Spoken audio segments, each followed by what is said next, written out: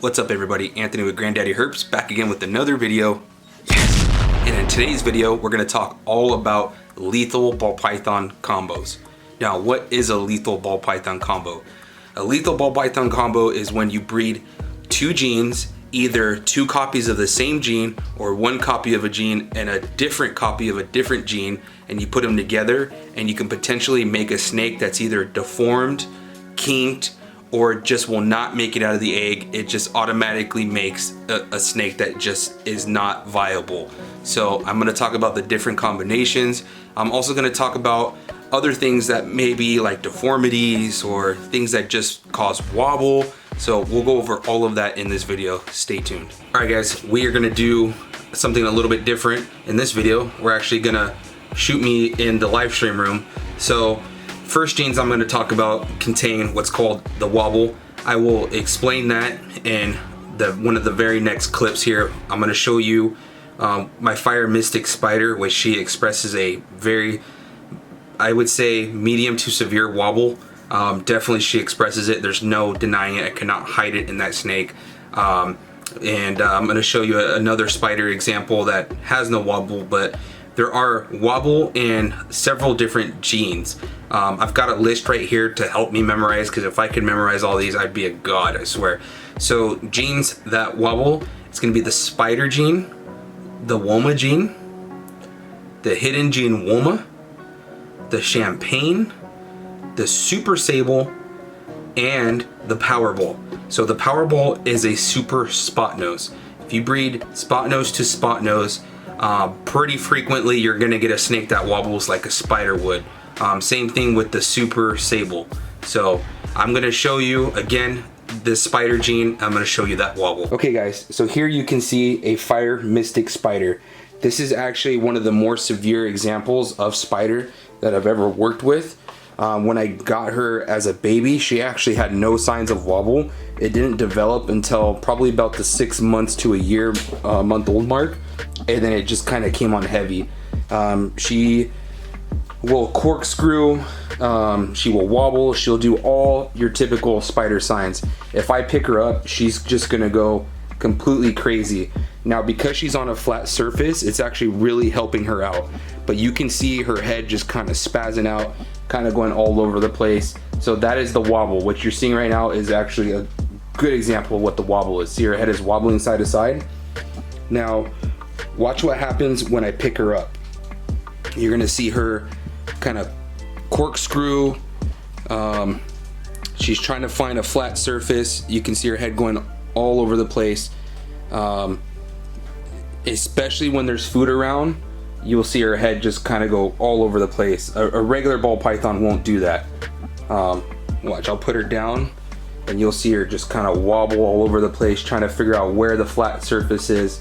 I don't try to breed for spider anymore. I still have some females that have spider, but I'm slowly weaning that stuff out of my collection. I'll show you an example of a spider with no wobble to show you that there are several out there that show no signs of wobble at all, or as some will say, they have, you know, they all have some extent of the wobble, and some you just can't see it with the naked eye, but it's still embedded within the spider gene. Okay, so here's an example of a spider with no wobble. She is a killer bee bumblebelly, or sorry, killer bee yellow belly. I call her a killer belly. She's pos het for puzzle. I'm gonna try to prove her out this season, but she's got no wobble, so she doesn't do any of the corkscrewing. When I pick her up, she doesn't flip all over, go crazy, nothing like that. As you can see, if I held the last one like this, she would be flipping out. She would be trying to figure out where the ground was, but this one has absolutely zero wobble. And it's a shame, because spiders are so beautiful. They make some of the most stunning combos out there, and I know there's a lot of breeders that still work with them. I work with them on a very, very small level. I try not to overproduce this gene. I say with this girl, if I can prove her out het puzzle, I will hold back some of the puzzle offspring, and then I will essentially rehome this female. Because again, I don't want to be producing a whole lot of the spider gene, just because of the neurological issues. And I think the whole industry is pretty much trying to go that route too, just trying to use the female sparingly. But let me get this girl put away. Okay, so now that you've seen those examples, a couple combinations that will create a wobble. Again, it's going to be the Powerball, so the super spot nose, the super sable. Also, if you breed a sable to a spider, more often than not, it's going to be very difficult to hatch a viable baby. That's where you start to get into the deadly stuff, okay? And if you do hatch one out, it's going to have a severe wobble. So that's the sable and the spider. Also, sable doesn't mix well with champagne either. So pretty much the same thing there. Also, a champagne to a champagne is lethal, okay? So spider spot nose, no good. Just avoid it, because if you do get lucky enough to hatch one of those out, I'm sure 90% or more of the time you're gonna have a baby that has a very severe wobble, to the point where you're gonna have to euthanize that animal, okay?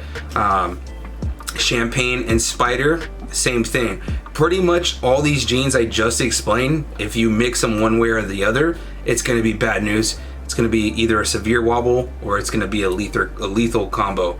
So champagne and spider, I've heard stories that people have actually produced them, but nobody can actually show me one. So that technically falls under the lethal combo category. So that's what this video is based off of, is the lethal category. So lethal is gonna be, again, the champagne spider, the super champagne, the super spider. Now the desert females are lethal when you try to breed them. They cannot reproduce, they'll get egg bound, they'll die. So avoid the desert females in breeding those. I talked about that in another video. So again, pretty much any combo of those is gonna have some sort of lethal or severe wobble. Now, it's not to say you can't breed a Woma ball python, a spider ball python, and not get any wobble whatsoever, like I showed you earlier in the video. Now, hidden gene Woma, I've actually never seen one wobble, but I hear that occasionally they can have a wobble. I have a hidden gene Woma mystic or mahogany clown, expresses no sign of wobble. It's actually pretty rare. Now, a spot nose, you can breed a regular spot nose to anything and you won't get a wobble, okay? Same with champagne. You can breed that to pretty much anything and almost guaranteed not to have a wobble, but it is possible. Let's see. So that pretty much will cover that. The sable, same thing. You can breed that to pretty much anything and not get a wobble. I don't think I've ever seen a sable wobble unless it was a super sable. Now, there is one unique thing. So the blackhead gene is actually part of the champagne complex, and apparently it's part of the spot nose complex in a sense, because if you breed not spot nose, spider. So if you breed a blackhead to a spider, it almost looks like a normal ball python. It's almost like they cancel each other out visually, but it is known that the blackhead will actually completely eliminate the spider wobble. So I can't say for sure 100%, but apparently that is what everyone is reporting back, is that you breed any blackhead and you get a blackhead to a spider combo, there should be absolutely no wobble. But the issue you're going to run into is they're very hard to identify, especially if you stack other genes. Spider has a very unique look, but if you breed that blackhead to it, it almost doesn't look at all. I mean, not at almost, it looks nothing like a spider. So the next thing you want to watch out for is things like kinking. Okay, so the caramel albino is the original. I think it's T positive albino. I could be wrong. T positive or negative. It's the dark complex of albino. But that was like one of the originals, and those have kinking issues and some fertility issues. So I would pretty much stay away from that, because you have the option of, toffee, candy, you've got Ultramel, you've got Monarch. I would definitely go with those options because those don't have that issue. Now, cinnamon and black pastel, you can breed those all day long to anything. You're not going to have any issues with them. The minute you breed a cinnamon to a cinnamon, you can get what's called kinking and duckbilling, where the snake will almost have what looks like a duck bill. Their snout or whatnot will actually bend upwards and have a big pinch in it. Or you get kinking, spinal kinking, so their spine should be nice and smooth and fluid, or you get a lot of bends, kinks, and jerks in it. That can sometimes be so bad that you'll have to euthanize the animal. Same goes with black pastel. Super black pastels can have the same issues. If you breed cinnamon to black pastel, you can get the same issues there.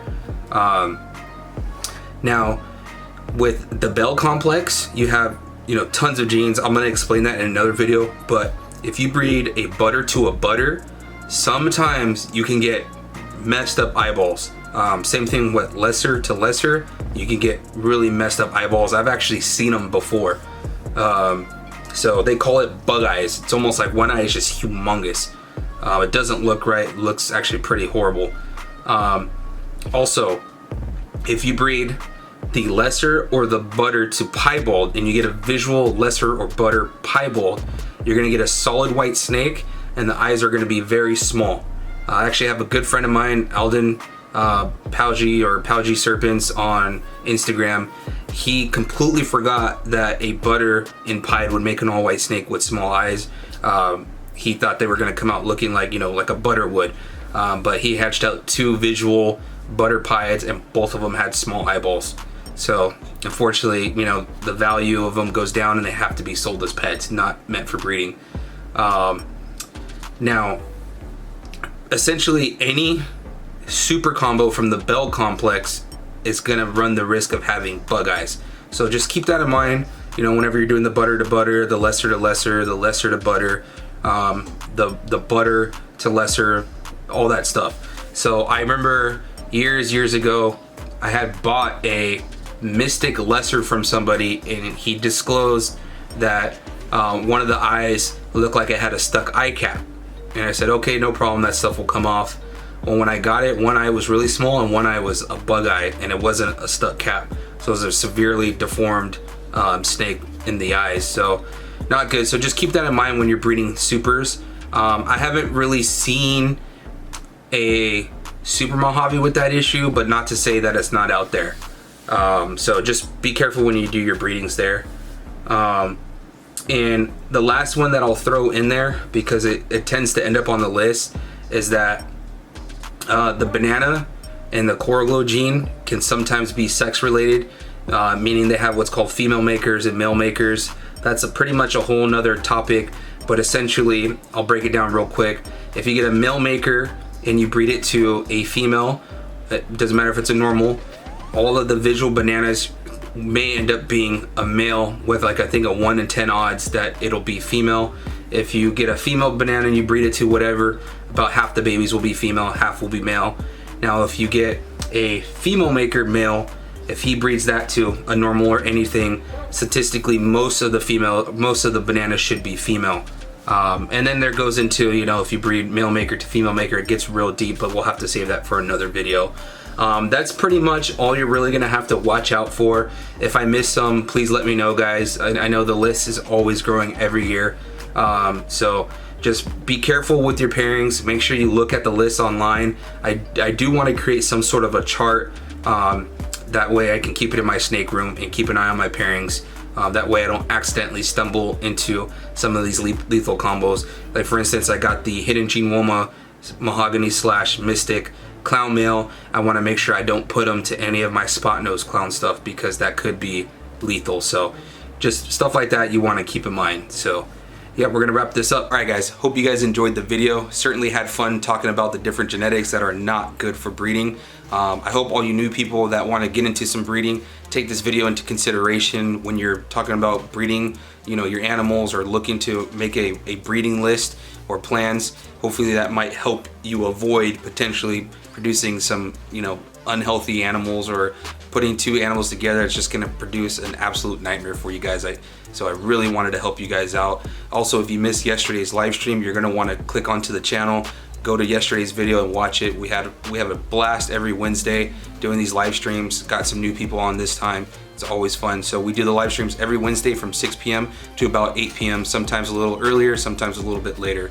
And then we do a brand new video every Thursday at 8:15 a.m. So you're gonna wanna see it every week. I will catch you guys in the next video. Don't forget to give the video a thumbs up and subscribe. Peace out.